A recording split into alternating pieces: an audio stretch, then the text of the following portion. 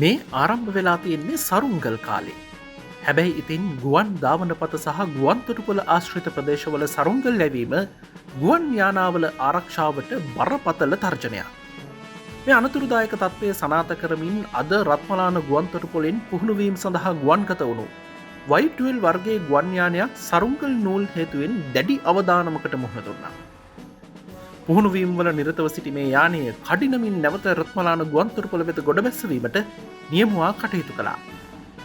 අනතුරුව සිදු කළ කාර්මික පරීක්ෂාවකදී අනාවරණය වුණේ ගුවන්යානයේ වම්පස රෝදයේ වම්පස එන්ජින් ප්‍රදේශයේ සහ තවත් කොටස් කිහිපයකම සරුංගල් නූල් විශාල වශයෙන් පැටලී තිබුණු බව.